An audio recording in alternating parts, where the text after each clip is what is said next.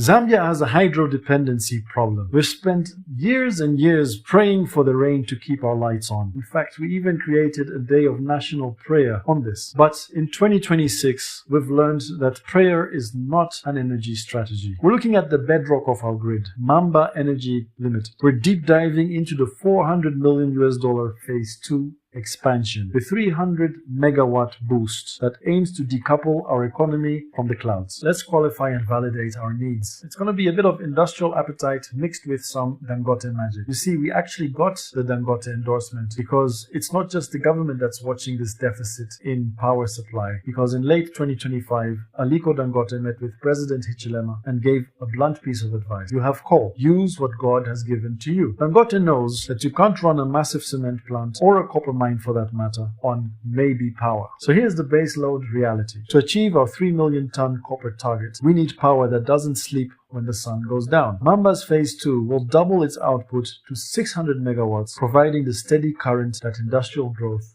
requires. Let's talk about the pitfalls of coal as well as the naphtha engine that is the glue that brings the whole thing together. Let's start with the coal conflict. And we have to be honest here because coal is a dirty word. It releases CO2, sulfur, and other pollutants into our air. Maamba uses circulating fluidized bed, CFB, technology, which is cleaner coal that scrubs out sulfur, but it's still an environmental trade-off. And with a country that prides itself in having lots of national park with thriving wildlife, it's something we need to look into. You see, we're balancing environmental health with the economic survival of our nation. And here brings about the naphtha backbone. You see, it's a real Zambia-proof win. This project is backed by your own money. Naphtha has anchored the deal with a $200 million debt facility. Instead of paying interest to foreign lenders, this $400 million expansion is paying interest back into Zambian pension pots. We're building our own future. And this is what we like to call the many fires philosophy. You see, here's the fire logic. At Business Indaba, we believe you should never put all your coals in one fire. Maamba isn't a replacement for solar or hydro. It's a critical addition. And it brings about the energy mix. You see, think of Maamba as our insurance policy. When the drought hits our green hydro sources, this thermal coal fire keeps the nation pulse beating. By diversifying our portfolio across coal, sun,